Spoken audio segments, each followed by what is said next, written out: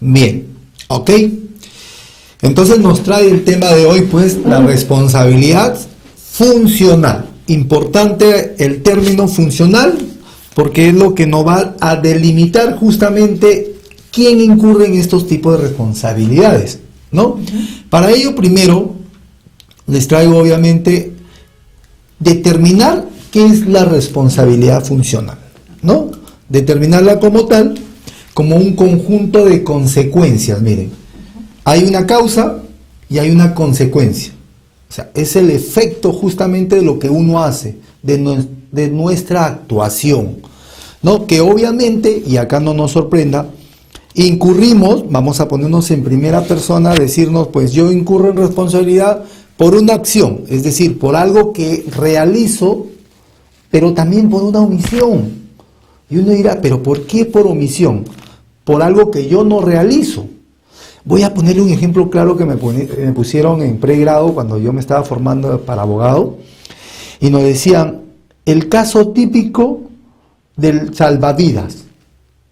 Espero que no les cause risa y no quiero ser muy irónico, muy, digamos, para la broma, pero el ejemplo es claro. Resulta pues que hay un deber del salvavidas, es su función, salvar vidas. Sin embargo, pues, al horizonte en el mar nadando, detecta a su suegra nadando y se ahoga la señora, y el señor, como era su suegra, se había peleado el día anterior, resulta que decidió no salvarla. ¿Era responsabilidad del señor salvavidas? Sí, señores, porque realizaba una función. ¿Se dan cuenta? O sea, era su deber, como el médico, como el abogado, de asistir, como muchos profesionales o aquellas personas que ejercen acciones, justamente generan responsabilidad, ¿no? El hacer y el no hacer. El no hacer genera mucha responsabilidad en la función pública, porque no es solamente decir no lo hago porque vaya a incurrir en responsabilidad, no una frase, digamos, pues, que no compartimos porque hay que hacer sí o sí, ¿ok? Entonces hay que conocer pues que la responsabilidad se incurre ya sea por acción o por omisión. Obviamente esa acción u omisión es indebida y contraviene aspectos legales. Eso de alguna manera se enmarca en el principio de legalidad. ¿Por qué en el principio de legalidad?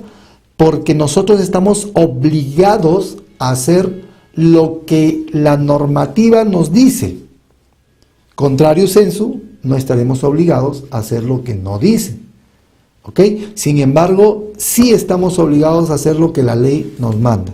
Entonces, por ese lado, pues, estamos de alguna manera organizando la idea del concepto de la responsabilidad funcional, de tal modo, pues, que le vamos a añadir ya la palabra o la frase mágica en el ejercicio de una función pública.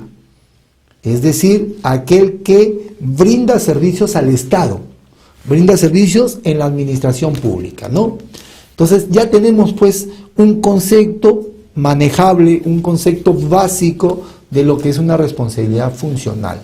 Ahora bien, la responsabilidad es independiente en los escenarios que se presenten. ¿Por qué? Hay una responsabilidad administrativa, puede haber una responsabilidad civil, una responsabilidad penal. Hoy conocemos ya una responsabilidad política y una responsabilidad ética. Las dos últimas se miden no tanto por la normativa vigente, sino por quizás un grado de, digamos, pues de lo que pueda acarrear o pueda de alguna manera mejorar un poco la imagen de algo, ¿no? Es por eso pues que ustedes verán el ejemplo de la responsabilidad política. Muchos ministros, sin incurrir en responsabilidad administrativa, ni penal, ni civil, incurren en una responsabilidad política, ¿no? ¿Cuántos ministros han tenido que renunciar presionados justamente por esas situaciones, ¿no? Entonces, hay que dejarlo claro, tenemos ya el concepto de la responsabilidad, que es el conjunto de consecuencias y medidas que puedan darse por acciones u omisiones, ¿ok? Indebidas o ilegales, lo hemos explicado, contra la normativa, realizadas en el ejercicio de una función pública. Bien, hasta ahí creo que tenemos claro el concepto, estamos enfatizando, y esta responsabilidad es independiente una de otra de las que ya existen, ¿no? Responsabilidad administrativa, responsabilidad penal, responsabilidad civil, existe además una política y una responsabilidad ética. ¿Bien? Entonces, nos damos cuenta pues ya de que la responsabilidad funcional es cuando se producen actos irregulares. Mire, esta frase, actos irregulares, irregulares porque contraviene justamente algo que está debidamente normado. A ver, entendámonos. Digamos, pues, si a mí la normativa de contrataciones públicas dispone que las convocatorias se hacen con el registro de las bases y un resumen ejecutivo mediante el sistema electrónico de contrataciones, yo estoy obligado a hacer esa acción. Si yo lo hago distinto, incurro en responsabilidad. En este caso, vamos a ir ya asimilando la idea, en una responsabilidad administrativa. Pero ¿qué sucede? De repente, por esa demora, por ese error, hasta que se corrija ese error, hubo un perjuicio, digamos, de daños en la medida que yo no iba a contratar oportunamente, ya voy a incurrir en una responsabilidad civil. Uy, y de repente yo quise dilatar porque quise beneficiar a un proveedor, me estoy poniendo siempre en el ejemplo en primera persona, de algún modo que ese dilatarle le iba a llevar a que le extiendan su contrato y a la vez él me beneficie con algún aporte económico, indebido obviamente, voy a incurrir en una responsabilidad penal, porque ahí hay una corrupción, hay un delito de funcionarios, ¿no? Que lo que se denomina la corrupción. Entonces, ¿se dan cuenta? Y una independiente de la otra, de lo que ya hemos explicado. ¿Bien?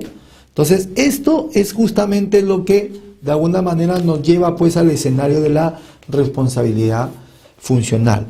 Ahora bien, tenemos que dentro de todo el tema conocer pues qué es un funcionario público.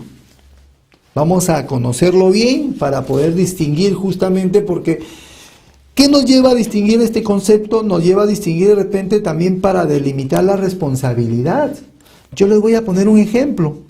Ustedes saben cuando el señor, de coyuntura obviamente, el señor Belaúnde Locio, que estuvo en Puno, le estaban imputando un delito que solamente puede ser, efectuado o pueden incurrir única y exclusivamente los ciudadanos en su calidad de funcionario público. Entonces, nosotros de lo que hemos leído sabíamos que el señor Belaúnde Locio no era o no ha sido nunca funcionario público, ha sido proveedor del Estado. ¿Se dan cuenta? Entonces ahí por un principio de legalidad no se le podía imputar ese tipo de delito, pero sí una complicidad que ahí sí tipificaba o tipifica la normativa respecto a su actuación. ¿Se dan cuenta? Miren qué importante pues es conocer algunos conceptos, algunas nociones que nos van a llevar a determinar pues a delimitar justamente si se incurre o no en responsabilidades. Y recuerden, bajo el principio de legalidad, es importantísimo. Nosotros los abogados invocamos mucho ese principio primero para poder saber si en verdad se ha infringido la normativa. Miren, importante, ¿ok? Entonces, frente a ello, pues, el funcionario público es el ciudadano en ejercicio que presta servicios en entidades de la administración pública. Lo dijimos al inicio. Quien presta servicios al Estado, en cualquiera de las entidades, en cualquiera de los niveles. Gobierno central, recuerden, los ministerios, los organismos autónomos creados constitucionalmente, llámese Defensoría del Pueblo, la magistratura, ¿no? El Tribunal de la Magistratura, en fin. El otro nivel, los gobiernos regionales, ¿no? Que son 25, contando obviamente con nuestra provincia constitucional del Callao, y los gobiernos locales, pues, ¿no? A ver, vamos a decir una cifra, son aproximadamente 2.500 entidades públicas que existen en el Estado peruano, ¿no? Que de alguna manera, pues, agrupan a trabajadores, agrupan a servidores y ellos, desde que realizan o ejercen esa función pública, se les va a denominar funcionarios públicos. ¿Bien? Y dentro de ese marco de responsabilidad funcional, para no salirnos del tema en sí, cada entidad, más allá de que pueda organizar un régimen interno, se sujeta así a un régimen disciplinario. Ese régimen disciplinario que permita regular justamente, autoproteger administrativamente, salvaguardar el prestigio, el decoro y la dignidad de la entidad. Miren qué importante es. O sea, no es fácil, entonces llegamos a una conclusión, ser funcionario servidor público. No es fácil, ¿no? Entonces, sin embargo, pues ahí apostamos porque como buenos ciudadanos que queremos al Perú, y es una forma muy buena de servir. Por eso el nombre, servidor público. Nos debemos al ciudadano, nos debemos a nuestros connacionales. ¿Bien? Profesor, me gustaría dar respuesta a una consulta. A ver, claro. Nuestro amigo, Héctor nos pregunta, ¿no? ¿Qué pasa con las convocatorias CAS direccionadas, ¿no? Y solo sirven para formalizar a los actuales trabajadores? Es un comentario ahí. No, me parece muy bien el comentario y esa es un poco la desazón que se trata también de eliminar. Sí, lamentablemente muchos de los procesos de selección del personal en el Estado peruano están dirigidos. Yo, lamentablemente, no es una imputación objetiva porque tendríamos que entrar muy al detalle y tendríamos que identificarlo.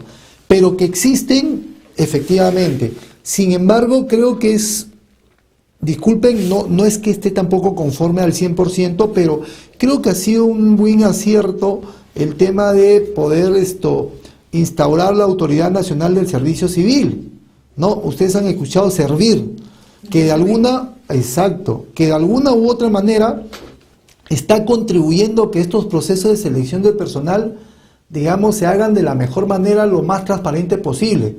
Tanto así que la normativa, que es la ley Servir que le conocemos, está permitiendo justamente que las elecciones las hagan también a través de una terna que la constituyan funcionarios ajenos a la entidad donde se selecciona el personal. Miren qué mecanismo para tan transparente.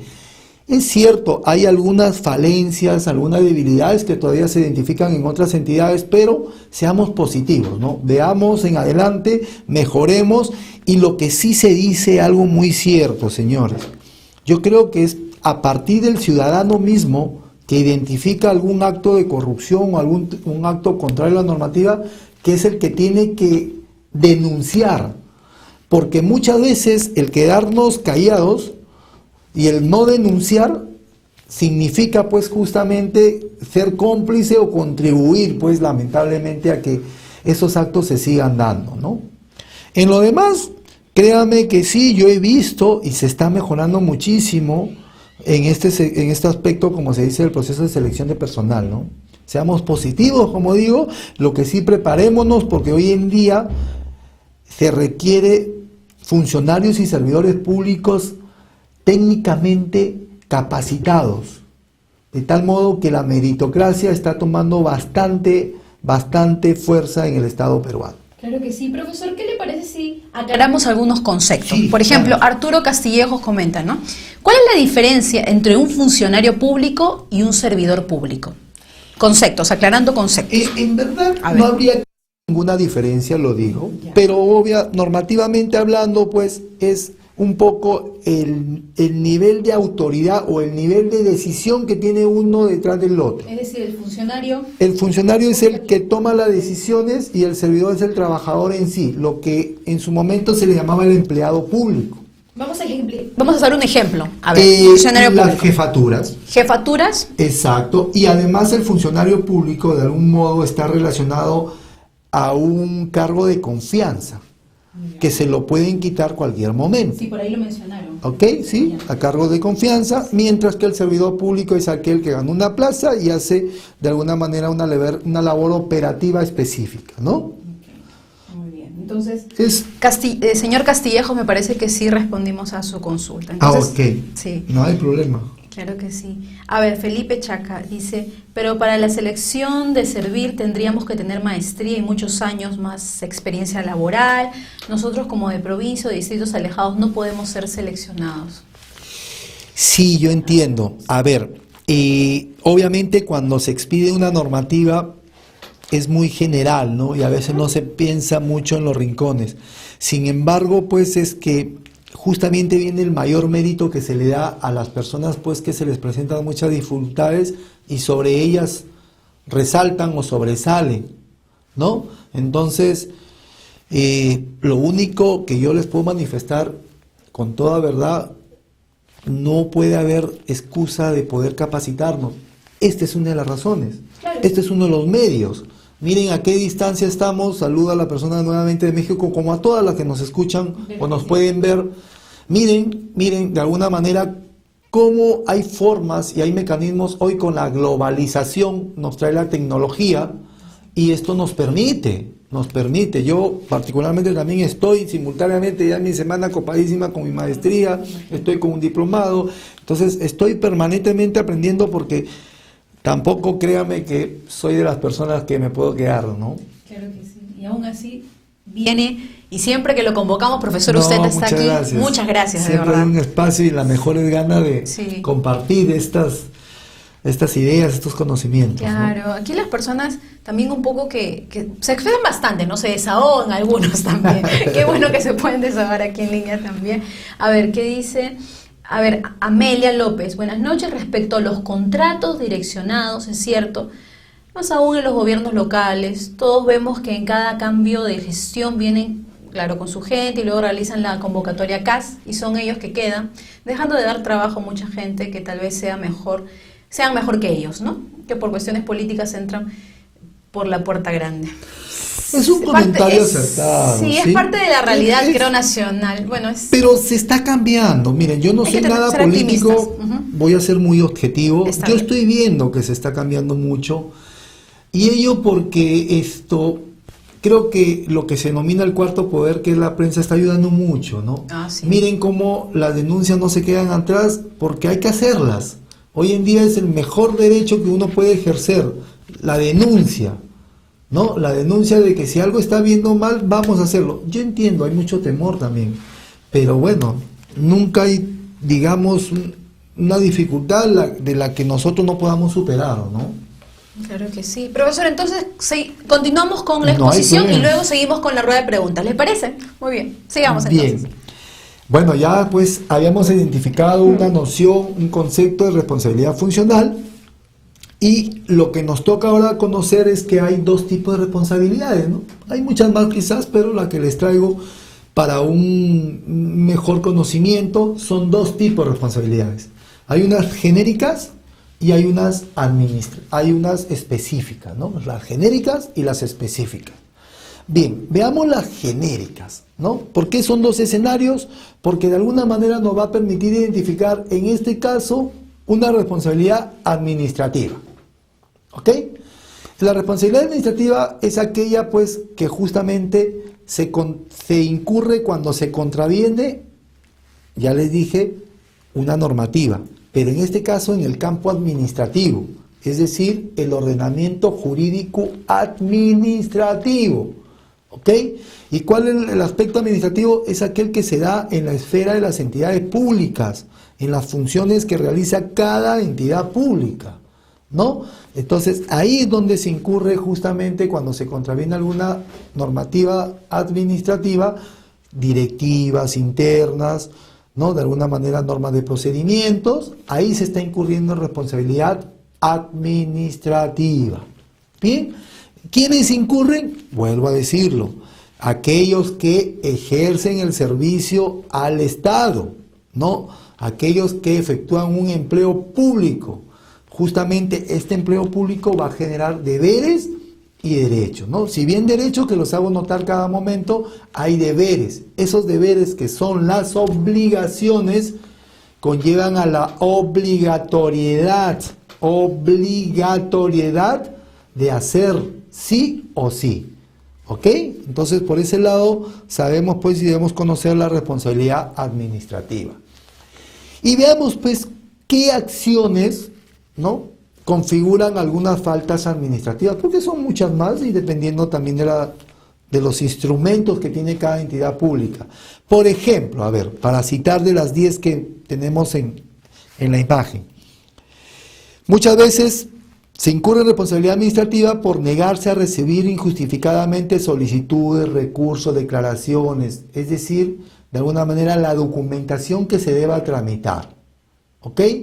Responsabilidad administrativa también se incurre cuando no se entrega documentación, cuando de alguna manera se termina algún ejercicio o cuando se tenga que resolver algo, ¿no? Otro, cuando hay una demora, obviamente injustificada. Esto sí hay que resaltarlo porque pueden haber muchas razones cuando se dilata algún procedimiento, pero sin embargo en el caso que nos trae una falta administrativa es cuando hay una razón injustificada. ¿No se cumplen los plazos? No se cumplen los plazos porque hubo una desidia, el servidor o funcionario le pareció, digamos, minimizó la situación y en fin. Entonces van incurriendo responsabilidad, ¿no? Y así muchas más que las tienen en la imagen, digamos de manera también cuando se intimida a algunas personas, en fin, situaciones que la normativa misma ya va estableciendo, ¿no? Como les digo, 10 para un ejemplo, sin embargo son todas aquellas que están enmarcadas dentro de directivas, dentro de los procedimientos, dentro de los instrumentos de gestión, ¿no? Bien, y es importante señalar, ¿quién es aquella que verifica, que monitorea, que digamos controla, que de alguna manera se incurra o no en responsabilidad administrativa? Y acá viene pues la famosísima institución, la Contraloría General de la República, ¿no? Vamos conociéndola, está enmarcada, es el órgano rector del Sistema Nacional de Control, ¿no? Ese Sistema Nacional de Control que además está constituido por los órganos de control interno que tiene cada entidad y que obviamente por ley ha sido creada y, como vuelvo a decir, es la que de alguna manera va a ejercer el control sobre las entidades y de alguna manera va a detectar después o luego de un monitoreo las responsabilidades administrativas que puedan incurrir los funcionarios o servidores públicos. Es por eso pues que muchos nos asustamos. Digo muchos, nos, primera persona siempre, porque soy funcionario y servidor. En realidad, no tampoco podemos decir asustarlo porque, recuerden, nosotros sabemos lo que hacemos, tenemos la convicción de que se hacen las cosas bien. Sin embargo, pues muchas veces la Contraloría viene muy, digamos, rigurosa con los procedimientos y es por eso que hay que tener mucho cuidado, pues, cuando ejercemos la función pública, ¿no? Para ello hay un registro nacional de sanciones hoy en día, ¿no? Y además conocer, pues, que la Contraloría adopta todas las acciones para poder determinar e imponer las respectivas sanciones, ¿no? Qué importante. ¿Y cuáles son las conductas? Obviamente infractoras. Podemos mencionar disposiciones que integran el marco legal, lo que se incumple. Es decir, señores, puntualmente, responsabilidad administrativa cuando se incumple la normativa. Lo otro explicado es cuando se transgrede principios, prohibiciones. Una de las prohibiciones, cuando se desconoce pues que por relación de consanguinidad no se puede contratar a una persona para que sea servidor o funcionario, ¿no? A veces lo hacemos por desconocimiento, pero aún así se incurre en responsabilidad. Hay un adagio, hay una frase en el derecho que se dice: la ignorancia de la norma no la exime de su cumplimiento. Entonces hay que tener mucho cuidado. Yo entiendo que no todos estamos habituados a leer el peruano. ¿Y por qué lo digo? Porque en realidad en el peruano es donde se publican las normas, ¿no? Entonces, estas son las conductas, pues, además de que de alguna manera se haga algo que está prohibido por ley. Esa es otra de las situaciones que podemos incurrir, hay que tener mucho cuidado. Y actuar negligentemente, esa es otra de las acciones que hay que tener mucho cuidado, ¿no? Negligencia, es no tener el cuidado debido. Uno de los casos típicos, pues sabemos muy bien Hay una responsabilidad ahí, aquel que a sabiendas sabe muy bien que no se puede manejar ebrio, ¿no? Claro. Ese es el ejemplo típico. Y a sabiendas de ellos, pues liba licor y maneja, ¿no? Entonces está incurriendo en una responsabilidad. Bien. Y para el efecto, pues tenemos que invocar la ley del procedimiento administrativo general para ver algunas, digamos, infracciones o sanciones, perdón, contra esas infracciones que son las más comunes. Estamos hablando de una amonestación escrita, hay una suspensión sin goce de remuneraciones, hay un cese temporal, ya va graduándose de menos a más, y puede llegarse hasta la destitución o el despido. Es decir, se le prohíba totalmente que ejerza una función pública, ¿no? Claro que sí. A ver, Héctor Díaz nos pregunta, ¿y qué responsabilidades tienen los asesores externos? ¿Qué entendemos por asesores externos, primeramente? Sé que de repente hay universitarios, Claro. El público es bastante variado, entonces Sí, es bueno muy bien. aclarar conceptos. Sucede que cuando existe una autoridad que asume determinado cargo, obviamente debemos presumir pues que no se abastece de todos los ejes temáticos que llevan a la función, ¿no? Digamos, pues un ministro, si bien se presume que es competente para la función, tanto por su profesionalismo como por sus conocimientos, obviamente también hay materias que la relacionan con esa función y ahí es donde se trata de apoyar con otros profesionales que configuran los asesores, ¿ok? Ahora bien, la responsabilidad es de acuerdo al régimen o de acuerdo a la normativa por la cual se les contrata, ¿no? Había que identificar la normativa. Todas las normativas de alguna manera identifican o regulan aspectos de sanciones, justamente frente a acciones que contravienen esa normativa. Entonces, habría que identificar, no es que estén eximidos de responsabilidad. Pero para ejemplificar, de repente... Regularmente Sí. podemos entender que en el aspecto administrativo podrían estar eximidos de alguna responsabilidad, ¿no? Porque es un poco, digamos, que en muchas normativas no contemplan las sanciones o las responsabilidades administrativas, pero sí civiles o penales. Y civil, como lo hemos dicho, cuando se crea un perjuicio económico a la entidad por esa actuación. De repente se expidió una resolución, el asesor, digamos, visó esa resolución y obviamente recomendó esa idea, imagínense. Entonces, frente a eso, alguna situación que se ejecutó y creó o causó algún perjuicio, ¿no? Claro que sí. A ver, vamos a la pregunta. Y perdóname, Sí, discúlpame, adelante, ahí, Sofía. Sí. Y si ponemos algo muy claro para el ejemplo, y discúlpeme porque voy un poco mecanizando un poco las ideas de los ejemplos con hechos reales.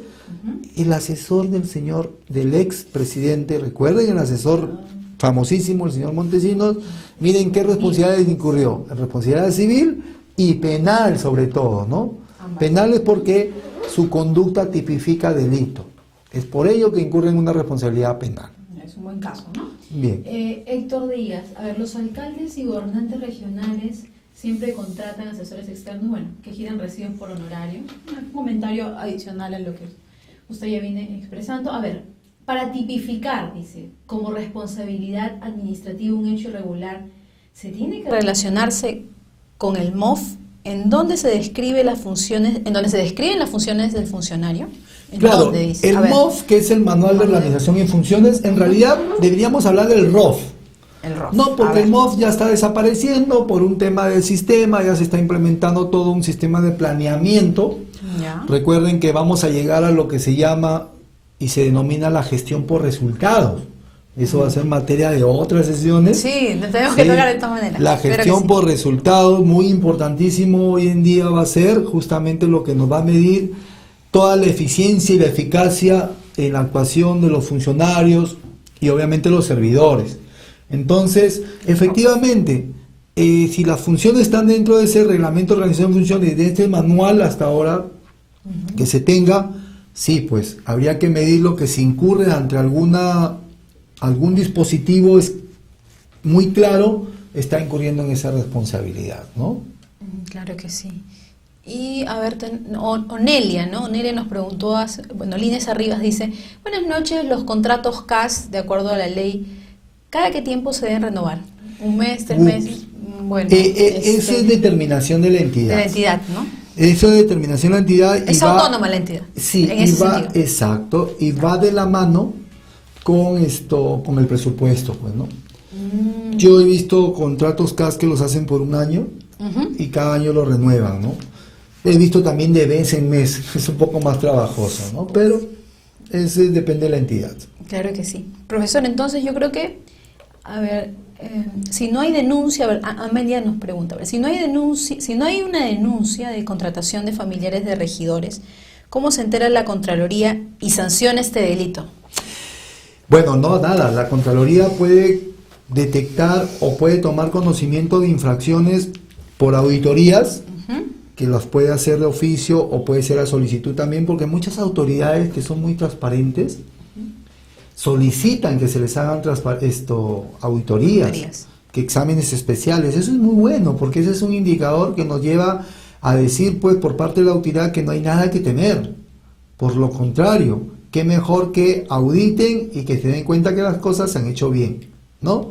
Tarea para la Contraloría, sí lo es, pero nos lleva como un indicador, vuelvo a decirlo, de esa autoridad que ha actuado bien.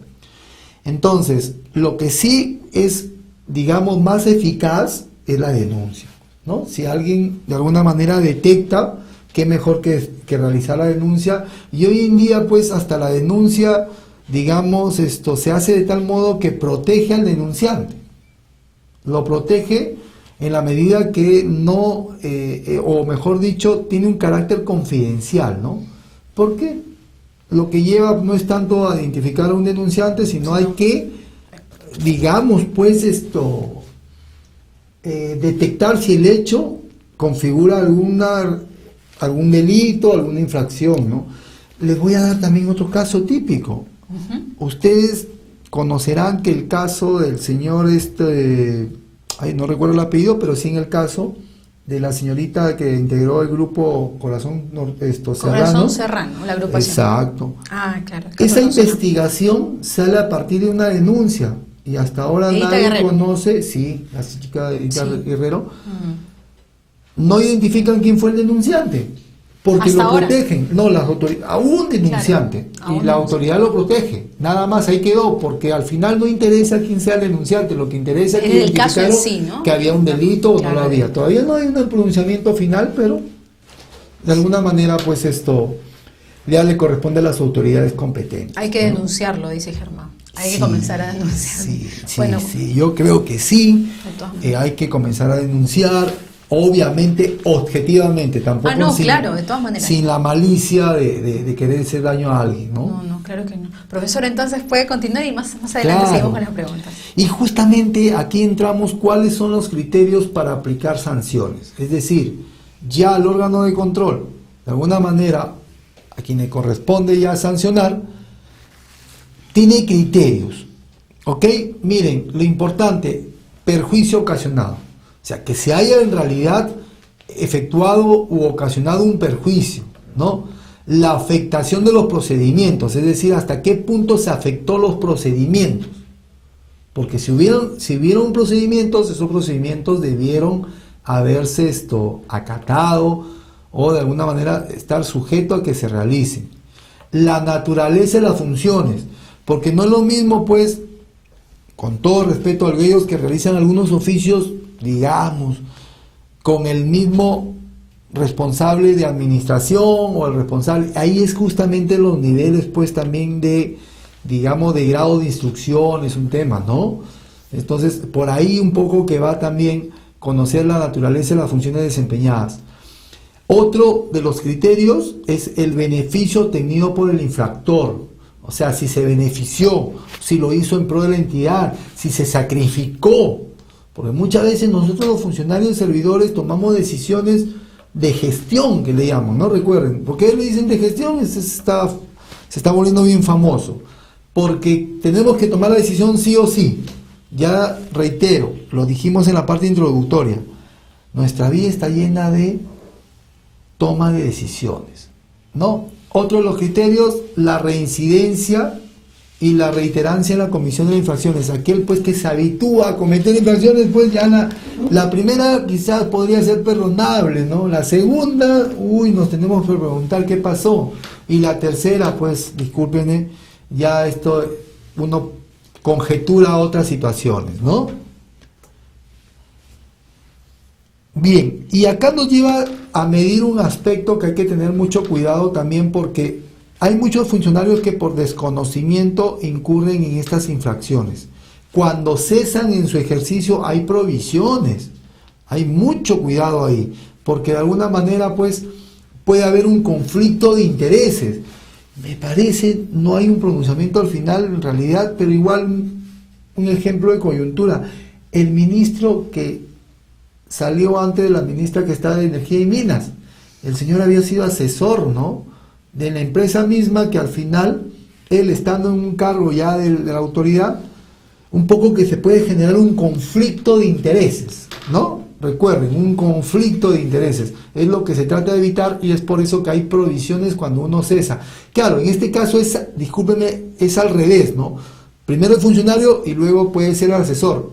En el caso que les puse, primero es asesor, después funcionario, pero en el orden, señores, para el ejemplo, debe quedar claro que por ética, por unas situaciones quizás de conciencia, uno no debe de alguna manera generar un conflicto de intereses, ¿no? Entonces, sobre ello está justamente o rodea estas prohibiciones a los funcionarios que cesan en sus cargos y lo dejan de ser, ¿no?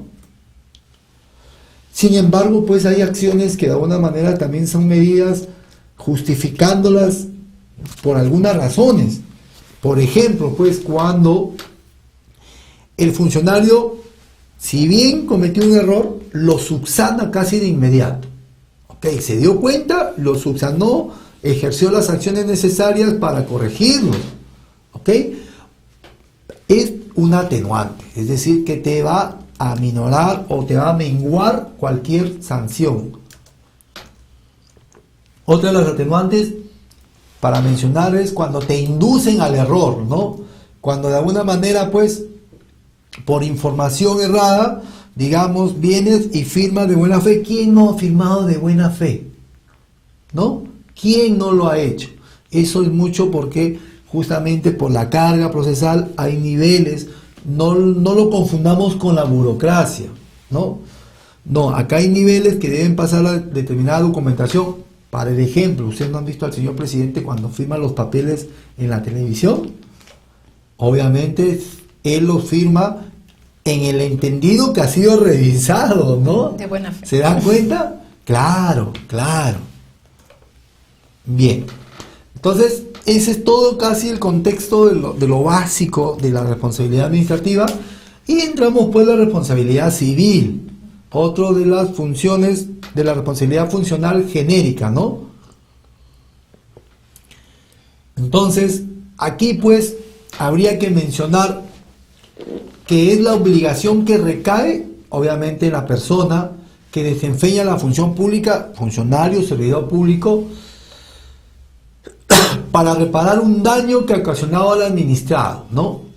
Obviamente, ¿mediante qué? Una indemnización. Ustedes han leído la indemnización, esto está dentro del contexto de la responsabilidad civil. Bien, ¿quién puede incurrir entonces esta responsabilidad? Reiterando, los servidores y los funcionarios públicos. Bien, ¿y cuál es la obligación que genera justamente el resarcimiento, ¿no? Resarcimiento del daño efectuado? O sea, hay que resarcirlo, claro.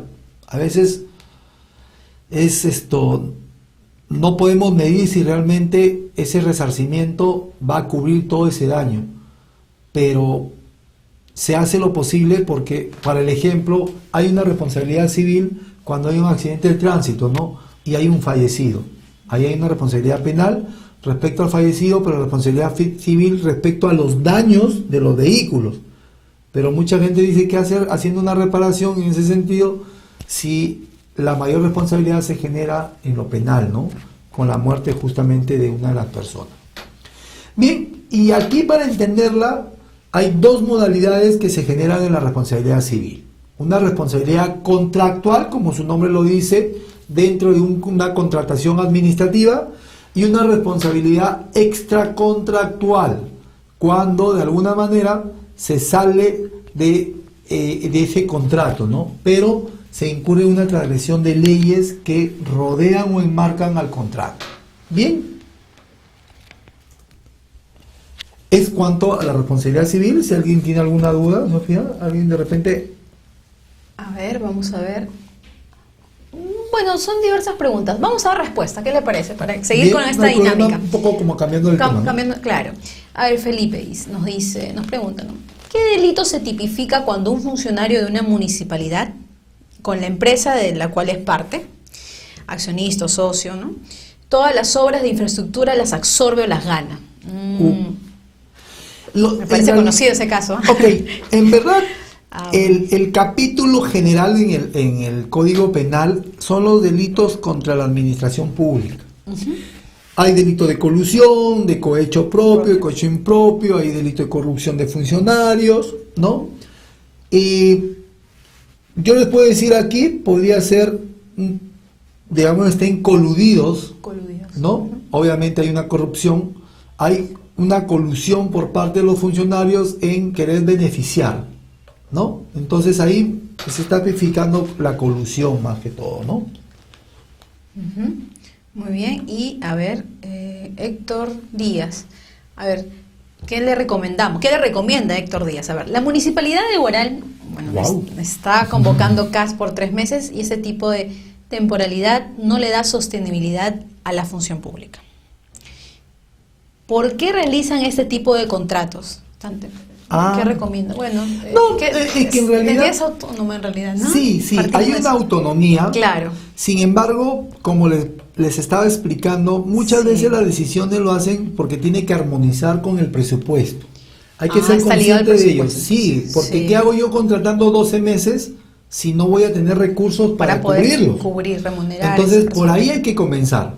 No, ahora, dentro de los 3 meses es porque debe haber ahí una cápita o algo renovables y esa persona puede continuar, ¿no? Pero sí es claro decirlo que el tiempo va de la mano o armoniza con el presupuesto y es muy importante porque eso, digamos, denota una disciplina, una responsabilidad por parte de la entidad de hacer bien las cosas, ¿no?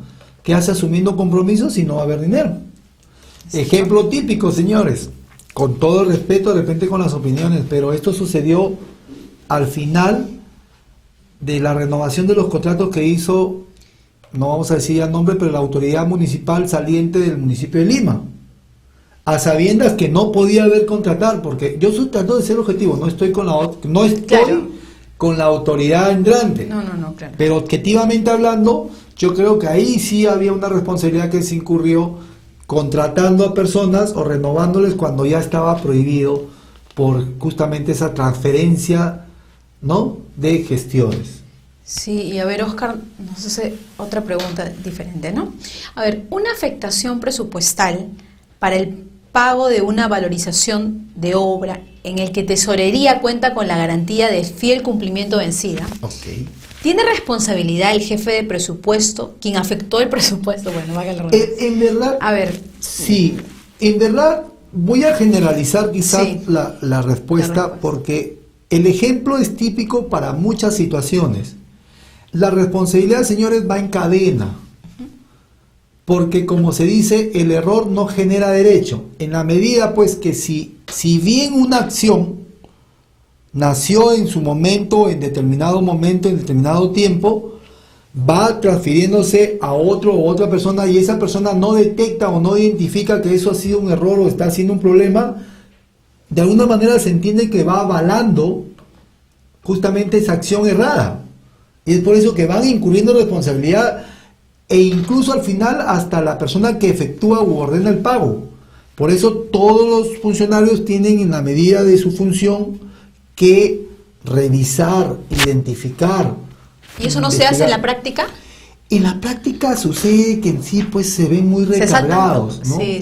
Pero hoy en día, digamos, no sé si hay algunos amigos que nos ven, Sí, ya están identificando lo que se llama el control previo, ¿no? control. Hoy en día las instituciones públicas han implementado una función que se denomina control previo, que es en contabilidad. Quiere decir que los expedientes antes del pago pasan a estas personas que están calificadas para que identifiquen si hay o no algún inconveniente, ¿no? Es muy buen mecanismo, me parece, además de muy importante, muy óptimo, ¿no? Sí, bueno, y son interesantes sus consultas. A ver, la de Amelia López. Los trabajadores nombrados sindicalizados profesionales, cuando existe cambio de gestión en gobiernos locales, les dan la confianza y designan funcionarios. Esos trabajadores pueden seguir percibiendo beneficios obtenidos por pactos colectivos. Wow. No dejan, es que los funcionarios, si bien asumen el cargo de confianza, no dejan de pertenecer al régimen laboral por el cual han sido nombrados, ¿no? Por ende, considero de que definitivamente el pacto colectivo les irá siendo beneficioso, ¿no? Definitivamente. Definitivamente, sí. Entonces, sigamos con la exposición. Bien, entramos pues a esta conocida responsabilidad penal. Ya, no sé si calificarla como tal, pero temida por muchos, porque aquí sí conlleva pues a la restricción de la libertad, ¿no? Ese gran valor, ese gran derecho Exacto. que uno tiene, esa situación que uno no quisiera estar porque te aleja de los seres queridos, ¿no? Esto es justamente lo que tendremos que tener bastante cuidado, porque aquí, para conocer en qué incurre la responsabilidad penal, simplemente bajo ese principio de legalidad, conocer que se incurre en responsabilidad penal cuando se tipifica un hecho que está de una manera previsto como delito. O sea, uno solamente incurre en responsabilidad penal cuando comete un delito. ¿Y cuáles son los delitos? Los establece el Código Penal, ¿no? Es muy complejo, pero en el caso de los funcionarios y servidores públicos, como les estaba manifestando en una respuesta a una pregunta, hay un capítulo que regula los delitos contra la administración pública, ¿no? De alguna manera hay colusión, corrupción, cohecho propio, cohecho impropio, ¿no? Hay otros delitos que de alguna manera también van contra la fe pública, que podrían configurar cuando se incurre contra el Estado, ¿no? Digamos la estafa, ¿no? De alguna manera. Entonces, es la responsabilidad penal en que podrían incurrir justamente los funcionarios o servidores públicos, ¿no? ¿Qué es lo que se requiere acá? Es, de alguna manera, proteger el patrimonio público, el patrimonio que es de todos nosotros, de todos los peruanos, ¿no? De tal manera que de la mejor manera y con las formalidades adecuadas se protejan como tal. Entonces, comentábamos pues, y acá lo podemos corroborar, es que hay un libro segundo en la parte especial de Código Penal, los delitos cometidos contra la administración pública, y ya sean, obviamente, por acción u omisión, ¿no? Bien, y acá quizás ya me puedo explayar, porque ya lo tengo a la vista, hay el abuso de autoridad. De verdad, algo que quizás se está excluyendo, es una responsabilidad que pueden incurrir los funcionarios, porque de alguna manera muchas veces pues abusan de ese ejercicio de la función pública, y esto tiene que ver mucho de repente con las autoridades, normalmente las policías, ¿no? Se exceden de las funciones. Cuando uno se excede de la función es un abuso de autoridad, ¿no? Lo que regularmente se da es en los señores policías, que son funcionarios y servidores públicos, recuerden. Otro, bueno, obviamente cuando se abandona el cargo, hay quienes por intimidación se van, hay otros que son designados, son nombrados y aceptan indebidamente el cargo público. Como les decía, la concusión, la colusión, el peculado. ¿El peculado qué es? Extraer dinero, robarle al Estado, ¿no? Robarle al Estado. Entonces, el enriquecimiento ilícito, muchas veces pues que nosotros, siempre en primera persona, para poner ejemplos, en realidad hay que tener mucho cuidado, porque si bien hay declaraciones juradas, uno debe ser transparente en eso, ¿no? Hay una declaración jurada que se hace al inicio de un ejercicio de la función pública y al término para saber cuál es la diferencia del patrimonio personal, ¿no? Qué importante es. Entonces, obviamente, pues, tenemos que delimitar realmente lo que es el funcionario y servidor público para saber si en verdad incurren en la responsabilidad penal. Para ello, pues, obviamente podemos, digamos, comprender aspectos como que están comprendidos en la carrera administrativa, desarrollan cargos políticos o de confianza, todo aquel que independientemente del régimen laboral se encuentra de alguna manera con un vínculo frente al organismo público, ¿no? Y los administradores depositarios de caudales embargados o depositados por autoridad competente, ¿no? Y finalmente podemos mencionar una responsabilidad política. La dije al inicio de la sesión, no está tan regulada, en realidad no es que esté regulada por una normativa específica, sin embargo deviene justamente del juzgamiento que hace la opinión pública. O sea, muchas veces la opinión pública, que somos todos nosotros, incidimos en decisiones de las autoridades. Ello es por responsabilidad política. Y eso regularmente se ve en los ministros de Estado, ¿no? De tal modo que, como se dice, son responsables frente a algunas acciones en la materia que ellos están obligados a regular, ¿no? Muchos ejemplos, acá sí tenemos sin fin de ejemplos que podemos advertir. Sin embargo, pues ya determina la misma autoridad y no es por ley la que se hace, ¿no? No origina mayor responsabilidad que simplemente el cese en la función pública, ¿no? Como decía, hay sin fin de ejemplos, pero lo que importa es que aquí la responsabilidad política va a cesar con la renuncia, ¿no? La renuncia de esa persona. Y nos llama la conciencia, nos llama un poco el deber de reconocer que hay que hacer las cosas bien, es la responsabilidad ética o moral, ¿no? Que es aquella que está englobada en las reglas de funcionamiento y formas de vida. O sea, es lo que nosotros habitualmente hacemos, que es lo que debe tener el servidor público, actuar bajo principios y valores. Eso, si bien ha sido traducido hoy en día a un código de ética, de todas maneras está en la conciencia, en la persona del servidor o funcionario público, de no recibir regalos, dádivas, de no ejercer su función en base a intereses. Muchos de los servidores o funcionarios públicos realizan su función en base a intereses, o es porque del familiar, o es porque del amigo, o en fin, razones ninguna justificable, ¿no? Entonces comentaba pues que para ello se ha promulgado el Código de Ética, que es la Ley 27815, que regula más que todo principios que van a ser, digamos, instrumentos para una correcta interpretación, ¿no? Como la probidad. Hay que nosotros actuar, cuando hablo en primera persona hablo como un servidor o funcionario, pero hay que actuar de la mejor manera, como se dice, como la señora del César. ¿Cuál es la señora del César? No basta hacerlo, sino parecerlo, ¿no? ¿Cuáles son los principios éticos de la función pública? La probidad, que lo mencioné, el respeto, que es mutuo, la lealtad justamente a la normativa, que es el Estado de Derecho, la veracidad, hablar siempre con la verdad, la justicia y la equidad.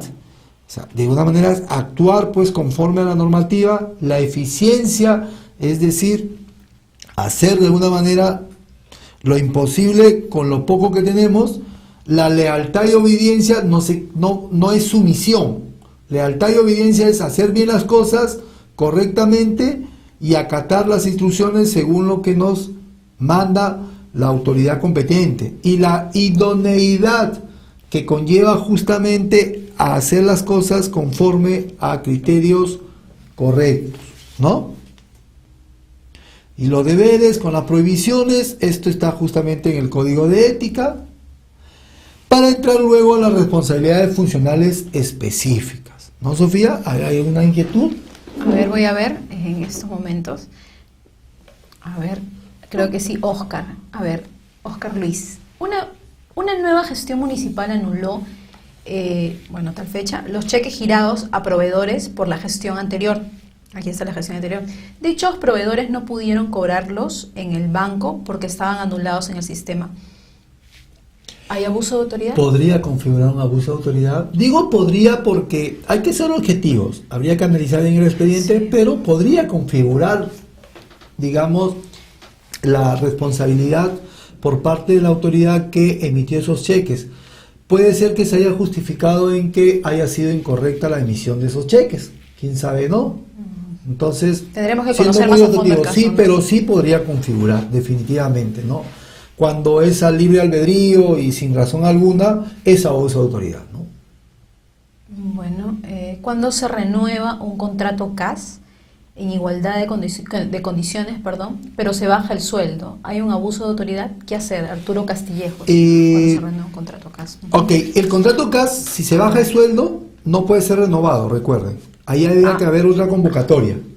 Ya. Porque se deben mantener las mismas condiciones, eso lo dice la ley. Entonces, ahí si hay una renovación es cerrada. Ya. No le llamemos renovación, porque la renovación es las mismas condiciones. El contrato CAS, si se baja o cambia alguno de los elementos, tiene que haber una nueva convocatoria, de tal modo que esa nueva convocatoria permita pues al administrado interesarse o no. Ahora, por eso les vuelvo a decir, sí habría un aviso de autoridad si te bajan el monto y firman una renovación. Ahí está transgrediendo la norma más que todo. Hay una responsabilidad ahí administrativa y civil, ¿no? Creo que sí. Entonces, ¿hacemos la rueda de preguntas finales o usted, profesor, continúa con la exposición y luego voy a darle una forma al último, sí. Y luego ya seguimos con la rueda. No Perfecto, entonces Sofía. El PPT, por favor. No, solamente indicarle las responsabilidades específicas es por aquella que se genera por alguna, digamos, labor en particular.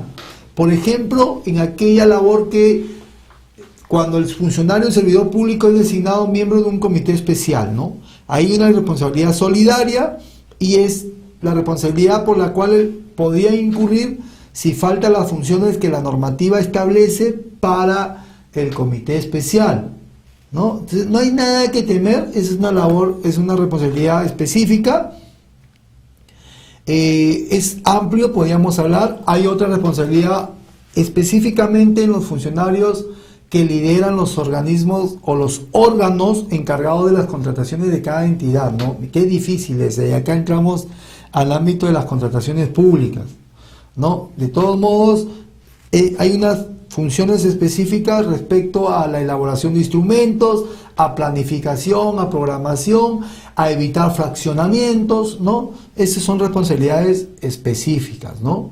Entonces, ahí hay que tener muchísimo cuidado por parte de los funcionarios que actúan dentro del órgano encargado de las contrataciones, ¿no? ¿Y cuáles son las posibles infracciones administrativas en contrataciones públicas no reguladas?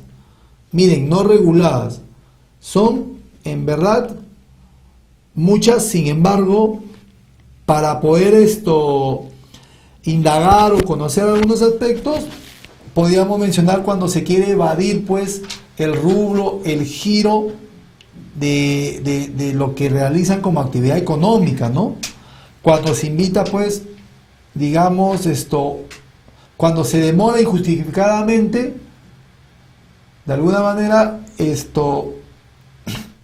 en la ejecución de un contrato, es decir, se dilata y perjudica al contratista. En fin, razones o posibles infracciones las tenemos en la imagen, nos ayuda justamente a conocer lo que no debemos hacer. Y otra de las infracciones es no fiscalizar posteriormente, reiterar exoneraciones, ¿no? Estas situaciones que de alguna manera pues nos contraviene o nos genera alguna responsabilidad administrativa, ¿no? Contrataciones no planificadas y otras de las acciones, no cobrar penalidades, ¿ok? No cobrar penalidades. Y acá sí incido porque muchas veces no se cobra penalidades o no se hace determinada acción porque resulta muy tediosa, muy engorrosa, pero hay que hacerlo, señores. O no se denuncia, por parte del Estado no denuncia alguna infracción que ha sido detectada, también es una infracción que van a incurrir en una responsabilidad. Y finalmente, un poco ya para ir terminando las sesiones, es la responsabilidad que genera el titular de la entidad. El titular de la entidad es la más alta autoridad ejecutiva. No está excluida de la responsabilidad, señores. Por lo contrario, hoy en día el titular de la entidad es el primero en incurrir en responsabilidad porque es el que dicta los lineamientos, él es el que, digamos, designa a su personal de confianza para que la labor de la función pública sea ejecutada eficazmente. ¿Ok? Entonces el titular de la entidad no puede estar ajeno a lo que sucede en su entidad. No yendo muy lejos, los presidentes regionales, el alcalde de Chiclayo, ¿no? Ellos primero están incurriendo en responsabilidad administrativa, más allá de que simultáneamente se les esté imputando la comisión de delitos. Bien, entonces es un poco el alcance que podemos dar sobre responsabilidades. El tema es complejo. Sí, claro, da para más. Sí, debemos hacer más sesiones incluso, pero ¿qué les parece, estimados participantes, si respondemos a las últimas interrogantes, ¿no? No hay problema. Sí, a ver, Freddy, por ejemplo, nos dice, nos comenta.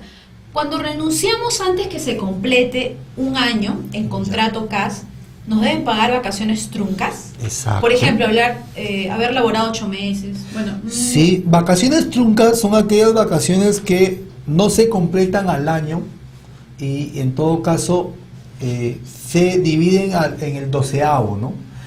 Tengo entendido que se generan después del mes. O sea, si uno tiene mínimo un tiempo de un mes, se están generando las truncas. Si no me equivoco, discúlpeme en todo caso, pero es entre 1 o 3 meses, pero que si es un mes, ya genera vacaciones truncas. Amelia, el tesorero, contador, jefe de presupuesto, jefe de obras de la municipalidad, bueno, ¿pueden ser trabajadores CAS o necesariamente deben ser designados? Sí, pueden ser CAS. Ese es un aspecto laboral, pero sí pueden ser CAS. Lo transmito de tal manera porque considero la experiencia y he visto casos. Claro que sí. Juan Montero nos pregunta, ¿cuándo termina la función de los comités especiales? Wow, muy buena pregunta. En las contrataciones públicas, los comités especiales son designados para conducir un proceso de selección. La pregunta que tenemos que hacernos, ¿cuándo se inicia y cuándo se termina un proceso de selección? Se inicia con la convocatoria, ¿ok?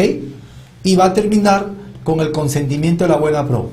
Es decir, al consentimiento de la buena pro es que las funciones de un comité especial pueden cesar. Hay una salvedad, siempre la digo.